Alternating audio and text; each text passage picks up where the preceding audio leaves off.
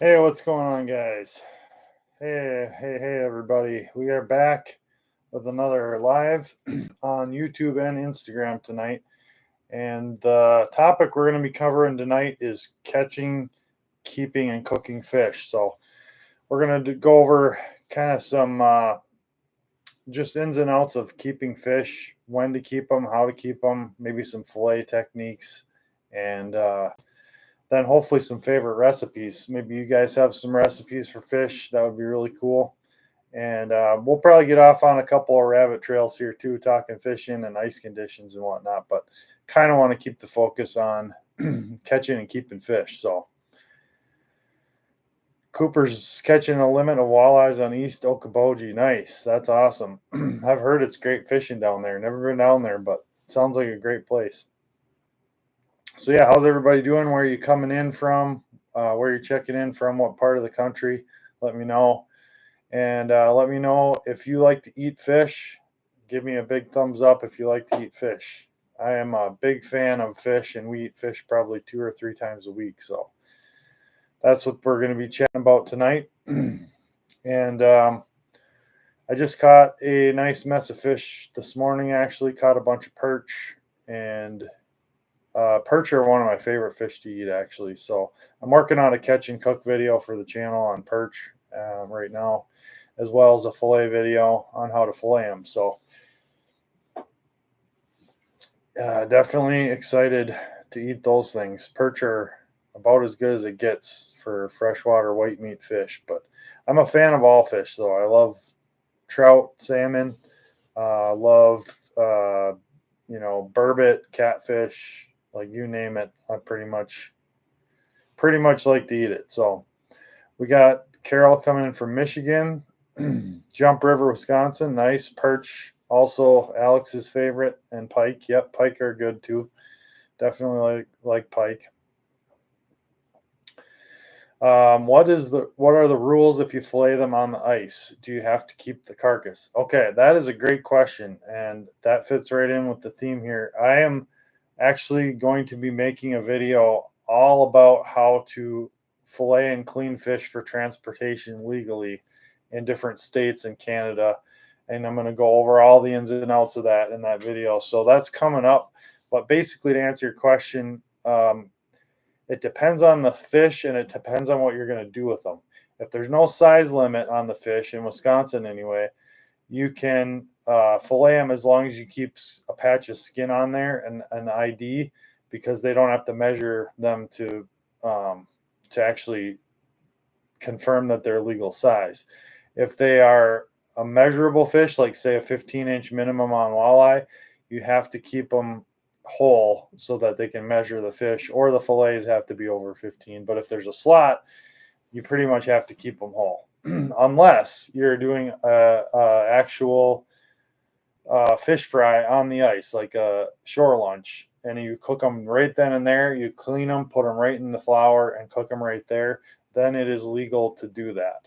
They're not going to ticket you for that, as far as I know. I'm pretty positive on that. But you can't take any leftovers off the ice with you. You have to eat it all there.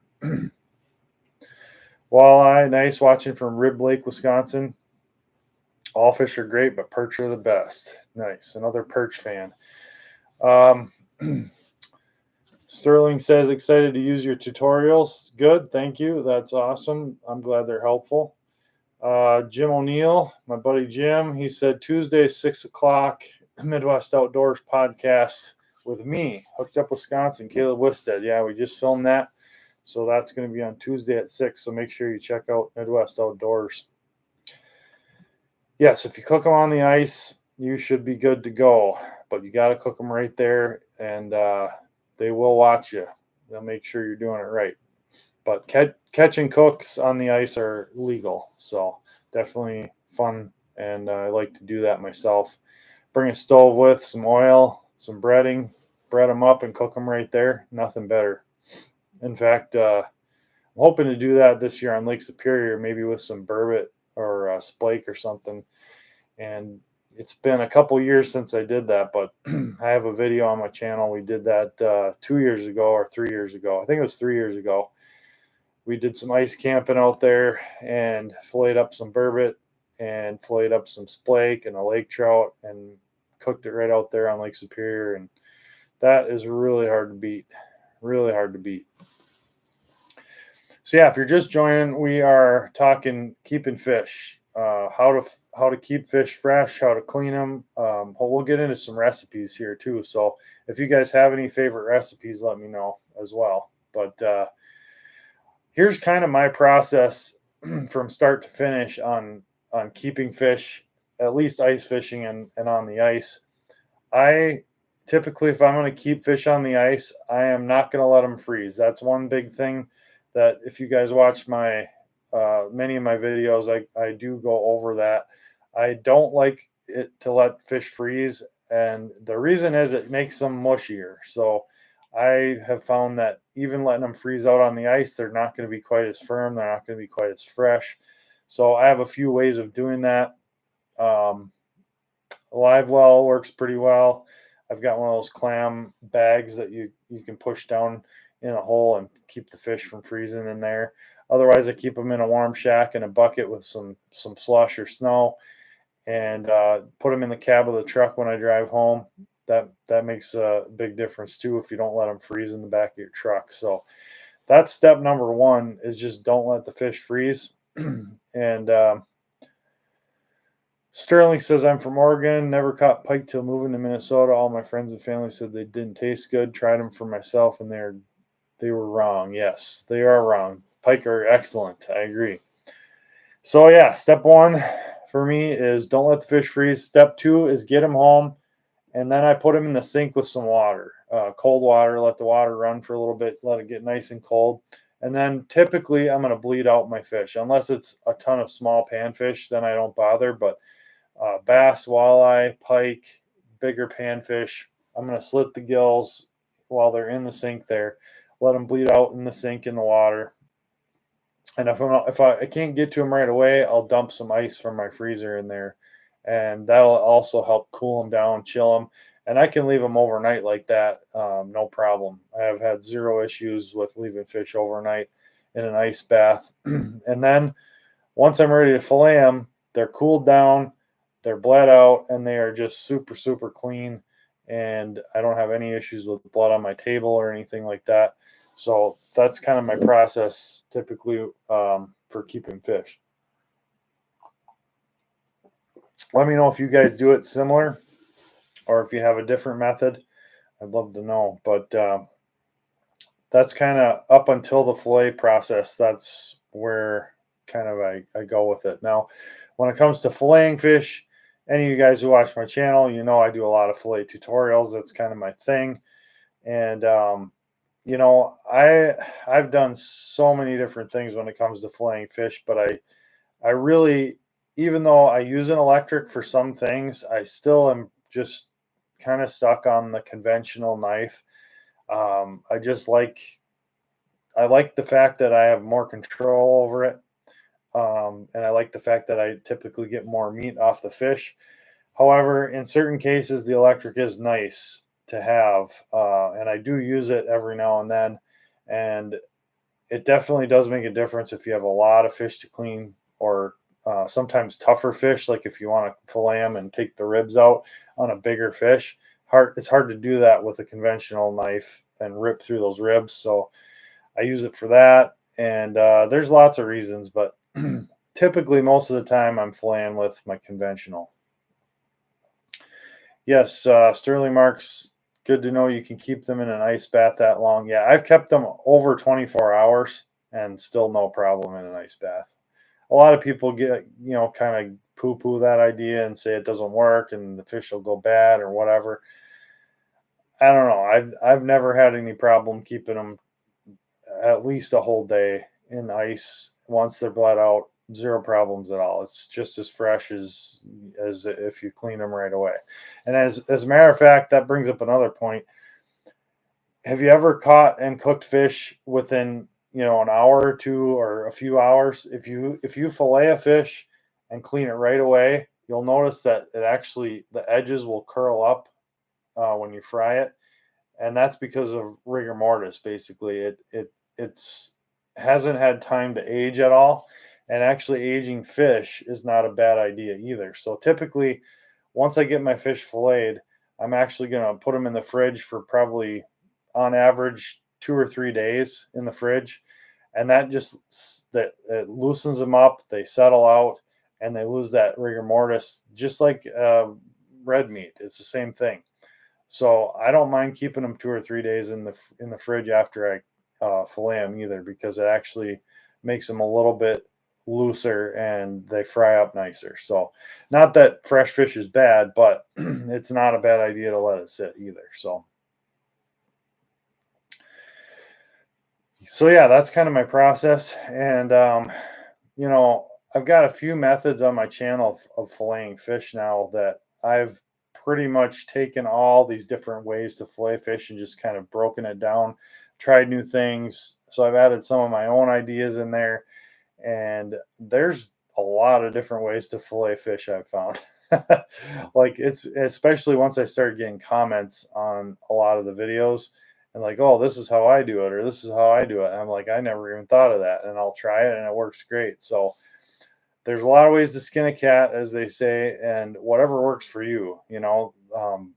Again, watch my videos if you want to learn a few things, but it definitely is up to you how you want to do it. And there's a ton of ways to fillet. Have I tried Japanese style fillet knives called a Diva? No, I have not. I've heard of them, but I've never tried them. Now, here's another tip for you guys as far as keeping knives sharp. A lot of people don't know or don't understand that a fillet knife does not have to be sharpened all that often. If you have a good steel, a good honing steel, I mean, I probably actually sharpen my knives maybe once every 6 months, 3 to 6 months, and I almost always just hone it with a steel. When you're honing it with a steel, you're just realigning that edge. You're not taking any metal off of the knife. When you sharpen it, you're peeling off metal off that knife and you're going to wear that knife down. Whereas when you hone it, you're just re-straightening the edge out. And most of the time with fish, they have such soft bones that you really don't have to sharpen a fillet knife all that often. And you're really just kind of wasting time and starting over on the sharpening process when you don't really need to if you know how to use a steel. So I'd recommend learning how to use a steel if you don't know how, rather than reaching for that sharpener every time. um Thicker spines to get through bones. Yes. Okay. Interesting. I like fish chowder. Nice. Yeah, I actually like fish chowder too. I don't make it that often, but it is really good. So yeah, any recipes that you guys have, any ways to eat fish that you really like? I'll go through a few here. Few of my favorites. One of the ones that's a sleeper that is actually probably my favorite fish recipe that I just don't make that often because it's not super healthy. It's like comfort food kind of is basically it's it's kind of a grilled cheese sandwich, like a melt with fried fish. So first I'll fry my fish, I'll put it on some thick Texas toast, put the cheese on top of it, and then I make a jalapeno tartar sauce. So gonna put lemon juice, mayo, some seasoning, and then chopped up fresh jalapenos in there, and put that on top of that sandwich. And it's like, oh, it's so good. I got to make those again. It's been a while since I've made that recipe, but that is just unbelievable. That cheese melts all over the fish, and it's what I call a jalapeno grilled cheese fish sandwich, and that's kind of one of my specialties, I guess. And then also, I really like fish tacos as well. Hey, send it outdoors. How you doing? Glad you joined. Good to see you. I'm hoping to use some of those big tubes here this year. Last year we didn't get out after the lake trout, but Send It Outdoors has some really nice big lake trout tubes. And I've got some on my shelf, but man, we just didn't have the weather last year to get out after the big ones. So hopefully we can get out there this year. Please make a recipe video for this. I will. You know, I'm working at getting more videos out on the channel, and I do want to do a lot more recipe, like catch and cook type videos. So that's one of the ones I do want to get out there eventually. There's just not enough time when you're working full time to get all the videos out there that you want to. I've got a list of like 150 video ideas probably. So if I can ever make this go full time, which I'm hoping to, I will have no end to the videos that I can make. So, hey, from the Wisconsin Dells, how you doing? And Hayward, cool. Lots of Wisconsin people here tonight. So yeah, that's the grilled cheese is one of my favorite recipes. Oh, another one from Iowa. Nice. Um, Now fish tacos. I was going to go into fish tacos are another great way to have fish, and there's so many ways to do fish tacos. I I prefer fried fish tacos, but there's a couple other ways I do it too, where you just basically grill the fish or blacken the fish, especially with thicker like pike, catfish, burbot. We'll do blackened fish tacos, and but one of my favorites is just fried fish, some coleslaw, and a little bit of cheese in there. Super simple. Put it on a soft flour tortilla, and I could eat about half a dozen of those bad boys. So, love fish tacos. Um, Brimson Joe says, like your garlic mayo tartar sauce you talked about a few years ago. Oh yeah, that is good. It's just basically minced garlic, lemon juice, and mayo, and it's better than tartar sauce. We eat that more than we have tartar sauce. So that is in one of my videos, that recipe. Um, we eat that all the time on just about everything. So, um, yeah. So the fish tacos are another one. I also, like I said, I just like blackened fish. So when you blacken fish, you really have to do it outside. You're basically dousing the fish in seasoning and then dousing it in melted butter, and you're getting your pan like red hot and throwing that fish on there and just letting it sear really, really fast on both sides, and it just blackens the outside and cooks the inside within like a minute. And you take it off, and if it's a good fish that holds together like a pike or a burbot or a cat, it's just unbelievable. One of my favorite ways to eat fish. You can put it on tacos, you can just eat it plain. I mean, however you want to do it. That's a really good way to eat it. And Tree Trestle says lemon pepper fish, awesome for breakfast. That's funny you mentioned that. I'm not doing lemon pepper, but I am doing perch and eggs for breakfast tomorrow morning. And I'm actually doing a catch and cook right now. I'm working on it. Went and caught them this morning, did the cleaning this afternoon, and then the cook is going to be tomorrow. And I'm going to make perch for breakfast. One of my favorite breakfasts is perch or walleyes fried up, and then some over easy eggs mixed with some tartar sauce. And you just cut that egg and the fish and dip it in the tartar sauce, and it is so good. So I like fish for breakfast as well. I've never tried the lemon pepper fish for breakfast, but I'm sure it's good. It's kind of an underrated breakfast food in my opinion. But yeah, how else do we have it? Oh man, we make like fish sandwiches, grilled fish sandwiches, fried fish sandwiches are awesome. Just some lettuce, some tartar sauce, some cheese, some tomato maybe on there. Those are good. Again, chime in if you got any recipes you like. We're talking fish, keeping, cleaning, cooking fish tonight. And again, I've got people coming in from Instagram and YouTube tonight on the live. So ever try fish quiche? No, but sounds interesting. I'd be up for it. I'm up for trying just about anything fish.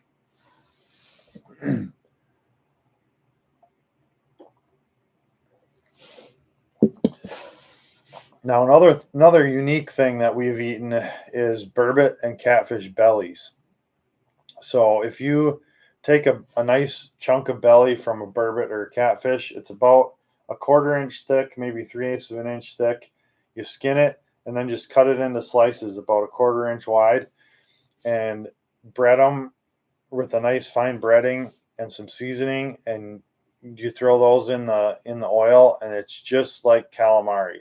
Those strips hold together really well. They're not flaky at all. They're a little fattier, and you fry those up, and they're just like little fish French fries. And man, those things are good. My kid just gobbles those up. He loves them. And so every time we catch burbot or catfish, we always save the bellies and make those what I call burbot calamari, and that's a big hit. That we'll usually do that when we cook other fish, kind of as an appetizer. But yeah, those are absolutely delicious.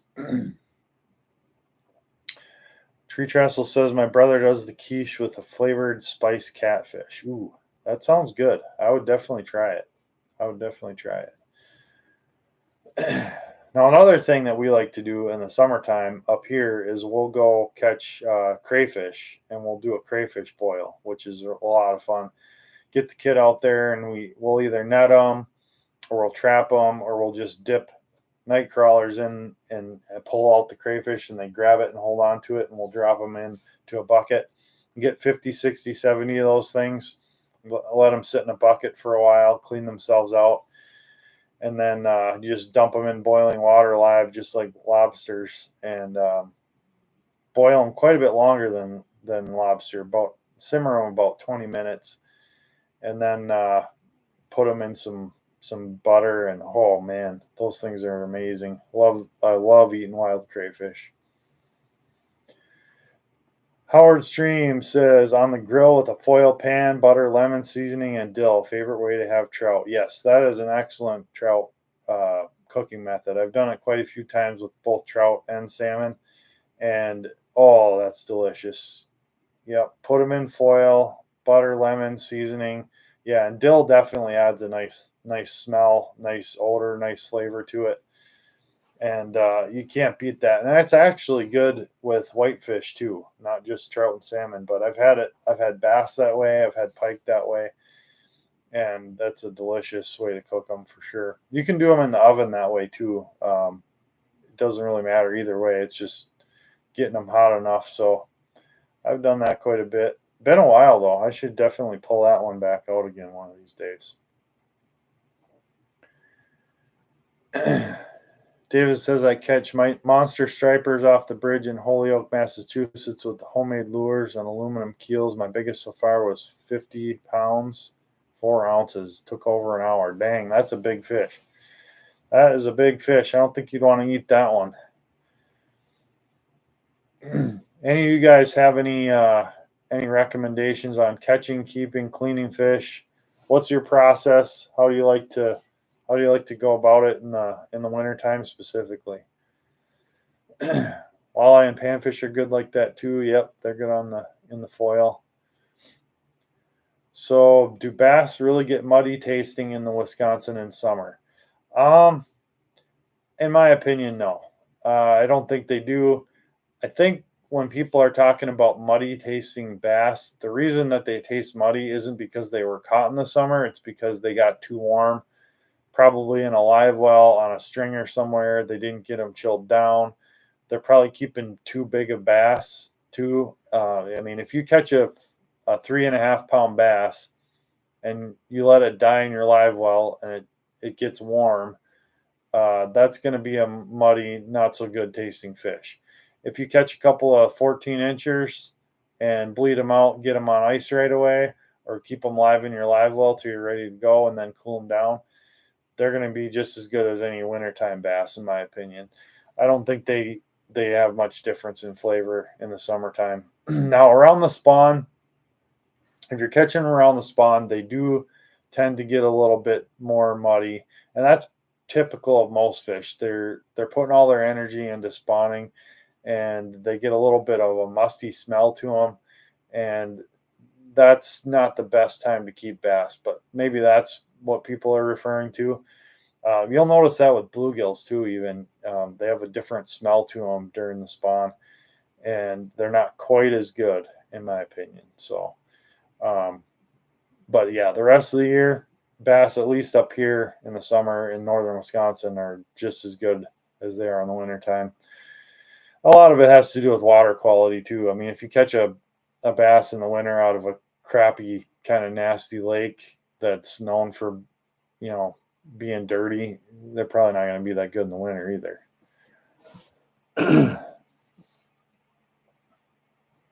So yeah, any questions for me on keeping fish, cleaning fish, recipes, any requests for any videos on fillet tutorials or anything like that, let me know. Um, I've got, excuse me, I've got a bunch more in mind. Like I said, it's just a matter of time and getting out there and getting the right fish and stuff. But I am working on a perch fillet video right now.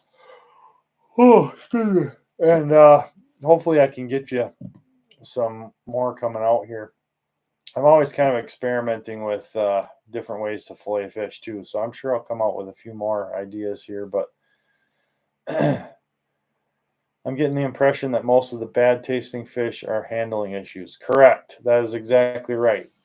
That is my take on it too, and that's why I stress so much keeping fish from freezing, keeping them fresh, keeping them cold, bleeding them out, um, getting all the mud line off them. That's another big one. Like a lot of these fish, like catfish, burbot, uh, pike, you know, tons of different fish have a really thick mud line.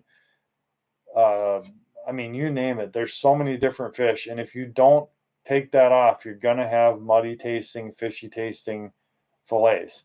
Um, you know, walleyes don't have much, perch don't have much, crappies and bluegills don't have much of a mud line, but most other fish do, and some have a really, really strong mud line that you want to take off. And the mud line is also called the blood line, but it's not really blood.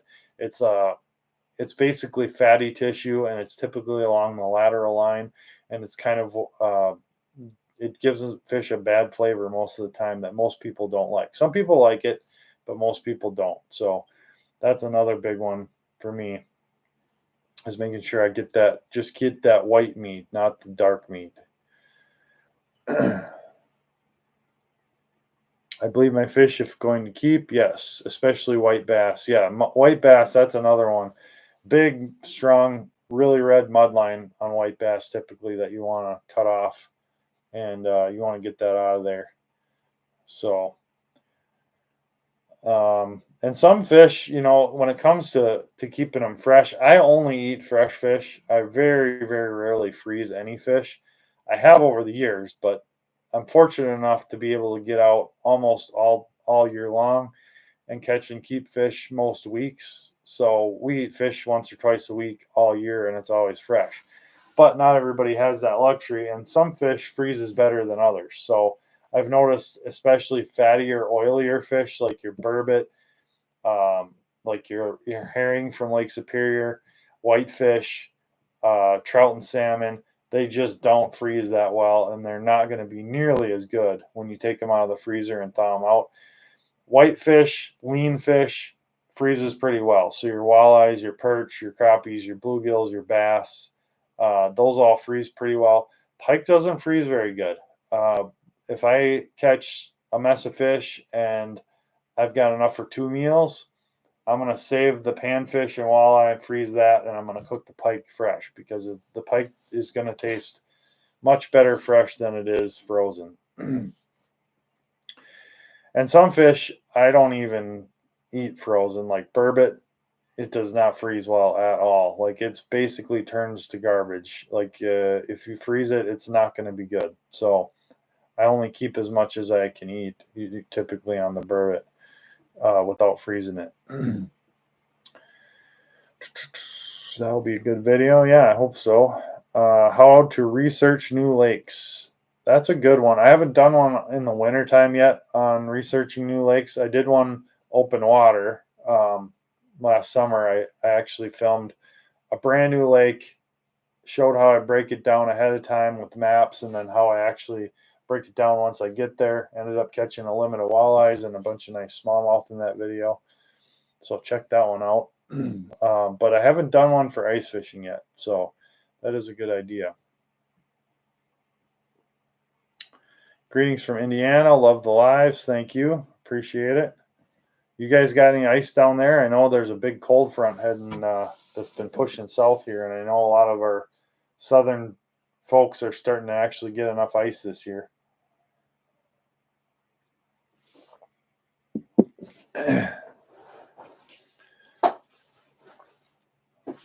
Yeah, our ice up here, to give a short ice report, I actually drove my truck out for the first time today on a lake, and it had anywhere from 14 to 16 inches on it, which is 14 is kind of about my lower end limit of what I like to drive on with a half-ton truck. 14 inches of good clear ice. 12 is, plenty, but I don't like to push it. And if there's a thin spot or something, I don't want to take any chances. So 14 inches of, I'm talking the best ice we've seen in years too. This stuff is like crystal clear, no snow in it. Like, it's amazing. There's no snow on top of it either. We haven't had any snow, so it's pretty crazy ice we got this year, and it's building fast. We just got a little tiny skiff of snow tonight, like not even a quarter inch on top of it. But when you don't have any snow on the ice, man, it pounds on the ice when it gets cold. So it's looking really, really good this year, and we needed it. It's been a couple of tough years, so. Great info, thank you. Pike are great pickled. They're good as poor man's lobster. Oh yeah, we didn't go over that. But yes, I like pickled pike. I don't pickle them myself, but I got a buddy who does it for me, which is the best kind of pickled pike, especially if they do a good job. And but yeah, poor man's lobster, that's another great recipe, and it's super simple. You just boil fish in either straight water or a 7-Up or sugar water to give it a little bit of sweetness to it, and make some drawn butter, some garlic butter, and it's very similar to eating shellfish or lobster. And one of the best fish for that is burbot. Poor man's lobster made out of burbot is amazing. Pike will work. Typically, your walleye and flaky fish like bass and panfish does not work. They just fall apart into pieces once you boil them, and they don't really hold together well enough. So you want to stick with the heavier fish that sticks together and doesn't flake for that poor man's lobster. But it's pretty dang good. Pretty dang good. I can eat a pile of that. One of my favorite things to do is get a bunch of burbot and just make burbot bellies, like calamari burbot bellies in strips, fry them up. Then we'll boil some and do the poor man's lobster, and then we'll fry the loins and make some fish sandwiches. That's like the best thing ever. 4 inches of ice in Indiana. Nice. The hardest, clear, smoothest ice I've seen in years. That's awesome. Good for you. Hopefully you can get out ice fishing.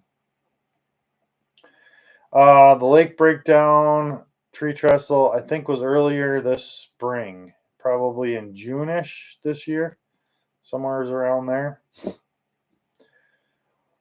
Are muskie good to eat? I know they're rare to catch, but my buddy got lucky last year, got hooked poorly, and was probably going to die. I have actually not eaten a muskie. I've never eaten a muskie. I know guys that have, and they said they're very similar to pike, but actually slightly better in their opinion. So I know muskies are pretty good to eat, and if you kill one, you might as well eat it if it's a legal one to keep. A lot of times lakes around here have really high length limits on muskies, and you're talking 50-inch fish, which probably is not recommended to eat one that big from anywhere. A predator that size, once you start getting that old and that big, they're gonna have some buildup of some heavy metals like mercury, lead, PCPs, that kind of thing. And it's really not a good idea to eat any fully mature large predator fish anywhere, but especially in waters that are known to have pollutants like the Mississippi River, St. Louis River, like those kind of places. I steer away from the big ones. And typically for the fishery anyway, I don't like to keep big fish. I always keep the lower end of what's keepable and release the bigger fish. So that's my MO anyways. The smaller ones are better eating. The bigger they get, the closer they are to trophy size. And I just don't like to push it there. So Am I close to Hayward? Yes, I'm about 20 minutes from Hayward, Wisconsin, just west and a little bit south of Hayward.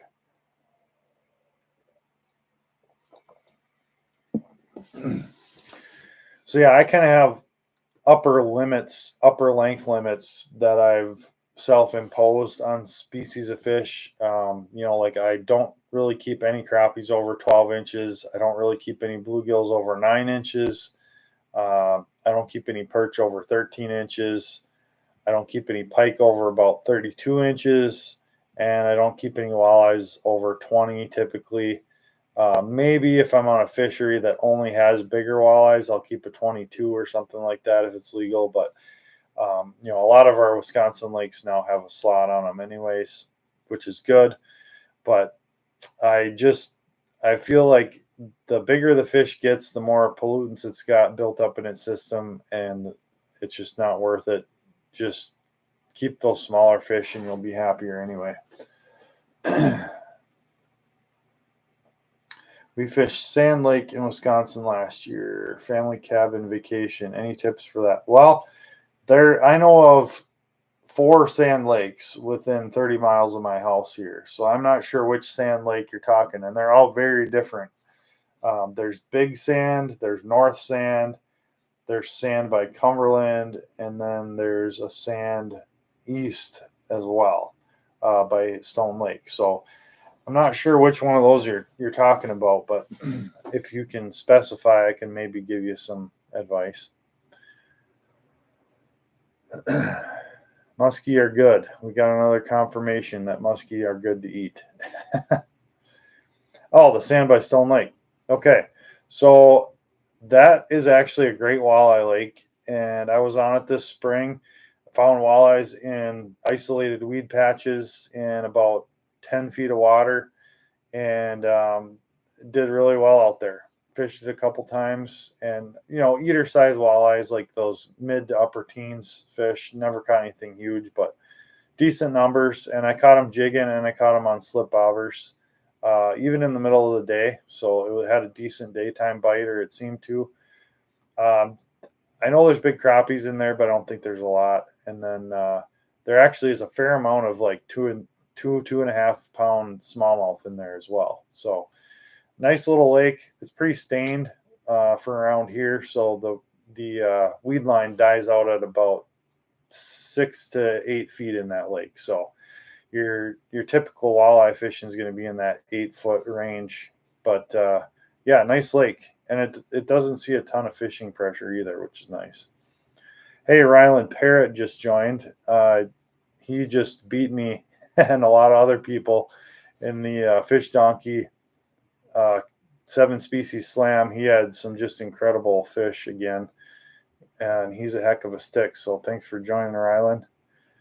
But I did get lucky, and I won the prize pack in the drawing in that tournament. So that was pretty cool. I got a $400 frostbite fishing package coming my way, which is pretty cool.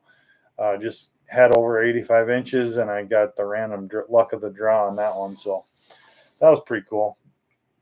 That was a fun tournament. It's just those Fish Donkey tournaments are so fun to fish because they're absolutely amazing to see everything happening in real time. Like you get an alert and you check the stats, and somebody else got a big fish and now they're ahead, and you can just watch that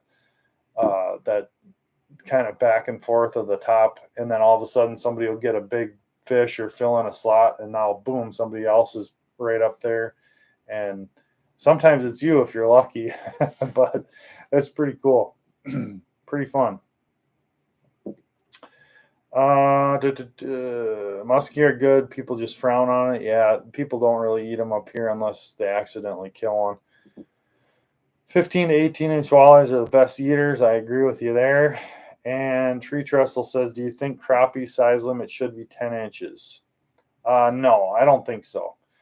I think crappies, there's a lot of lakes that have a ton of crappies over 10 inches, and they should be actually harvested.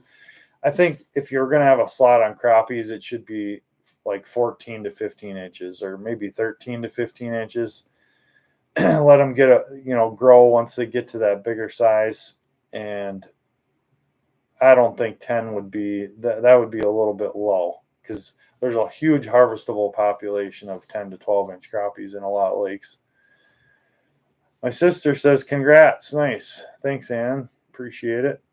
I'm sure she's fascinated by the fishing chat here. Probably already mentioned it before I got here, but what's your opinion on rinsing fillets? I'm in the camp of one quick rinse at the table to get any skin pieces off, and then I dry. That's a good question. I forgot to mention that actually, and I was going to.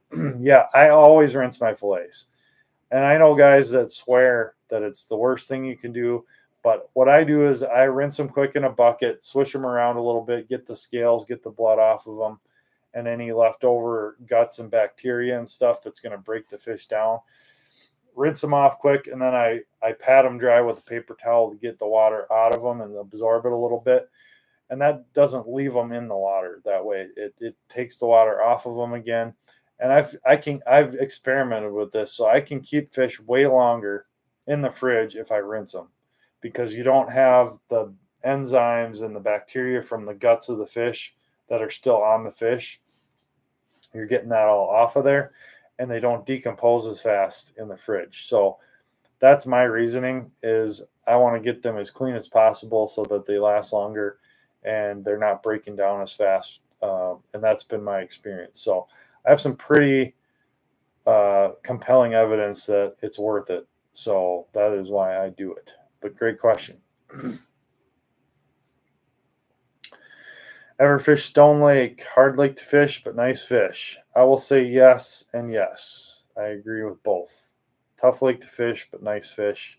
And beautiful lake, very clear. Hey, Rob says I rinse and then soak in water in the fridge overnight, no problems. Yeah, I mean, when I started fishing, what my dad always did was he would give them basically a saltwater bath, and he would put them in the fridge in salt water overnight. So he would not super heavily salted, but a brine, not like a brine, but like just put some water and then, a few shakes of salt in there, and he would soak them until we cooked them, and they were great. So, that's there's a lot of ways to do it. I'm not in the camp of don't rinse your fillets. That's just not me. I don't think it ruins them. And yeah, so now you know. Oh, my dad's on here too. Trigwisted says, "Hey son, you know stuff." So yeah, he taught me that one, and I definitely have done it, but I've kind of moved on to that rinse and dry and keep them out of the water, but it definitely works either way. Rob says I use salt too. Nice. Yep, lots of ways to do it.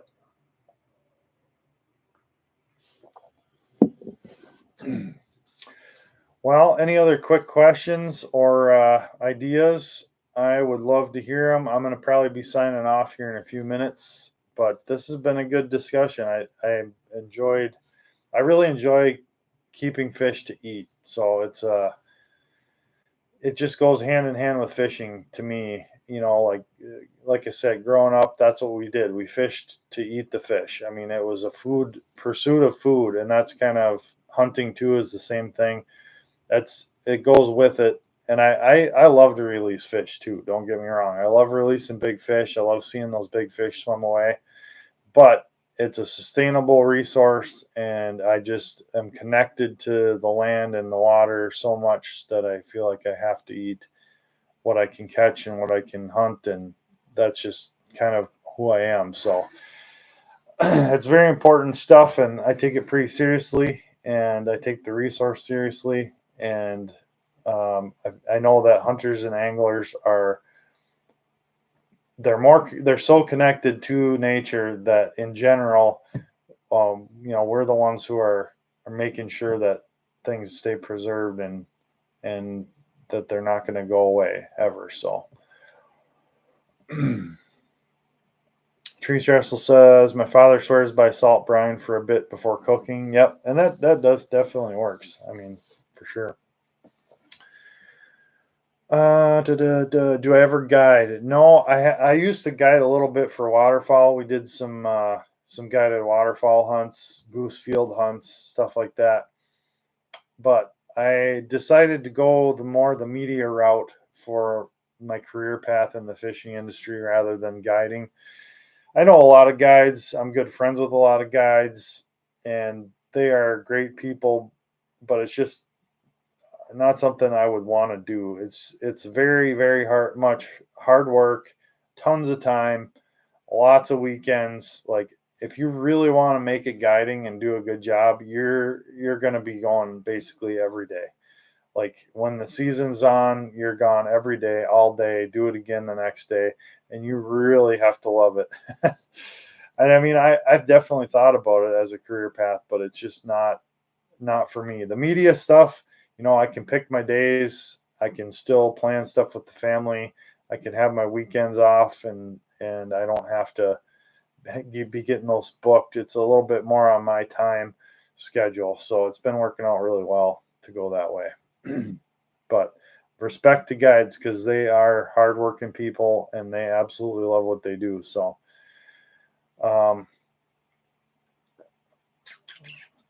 fillet or whole fish favorite? I still like to cook fish whole sometimes. We always cooked fish whole growing up, trout especially. Like we did a ton of that. But my family doesn't necessarily like the skin and the bones, so I do a lot of filleting these days, just so everybody will eat it. But I still like to do whole trout once in a while, whole salmon once in a while, and once in a while even whole panfish. I'll do scale a batch and we'll cook them up whole. But just seems like it's a little more palatable to do the fillet thing for the fam. So. Jim Rosenfeld says, keep only what you're going to eat. You don't need to take your limit every time. Correct. I haven't kept a limit of fish in a very long time. Probably, oh man, unless it's a really low limit, I haven't kept a limit of fish in probably 5 years. Our panfish limits are 25 a piece. I don't need 25 panfish ever. Now, that said, I realize I keep fish 2 or 3 times a week sometimes. So even though I'm not keeping limits of fish, I'm still keeping a lot of fish throughout the year because I'm fishing 2 or 3 times a week. So, some people keep a limit of fish twice a year. That's totally fine. If you're going out only a couple times a year and you want to keep some fish and keep some in your freezer, by all means do it. But when you're going as much as I go, if I was keeping limits every time out, I would be doing some damage. And I would not be able to eat all the fish. I'd be giving it away. I'd be freezing piles of it. And there's just no need for that. But I have no problem with anyone who wants to keep a limit, especially if they don't get out a lot, go for it. Might as well. All right, Tree Trestle says, hope to see you on the lake soon. Tight lines. And yes, hope to see you out there. Do I worry about parasites on fish? No, I don't worry too much about them. The little black ones, if it's a really heavily infested fish, I'll probably toss it, but those are fine to eat. The yellow grubs that we see up here in some of our fish, I just cut them out. They're pretty easy to see, and usually there's not a ton of them. So if I see them, I just slice them out of the meat, get rid of them. Again, if you cook them out, they're not harmful to people either. Just a little unpalatable to know that you're eating them. So I like to get them out of the meat if I can, but we're not eating sushi up here. We're not eating sashimi. So we're cooking all our fish fully and we don't have to worry about parasites too much. So as long as you're cooking them, I don't see any, I've never had any issue or heard of anybody getting any kind of parasites from fish that were fully cooked. So no, I don't worry about it too much.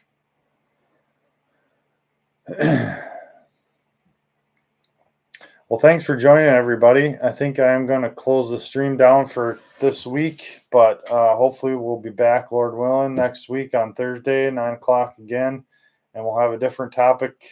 And anyone who has a topic that you want to talk about on these lives, let me know, and we can kind of maybe set something up to discuss. So thanks very much, everybody. and tight lines. Stay safe out there on the ice, and we'll see you next week.